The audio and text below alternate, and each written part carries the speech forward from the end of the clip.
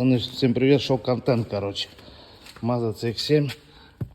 Льется вода, работает кондиционер, льется вода прямо на полик, смотрите. Забит дренажный отход.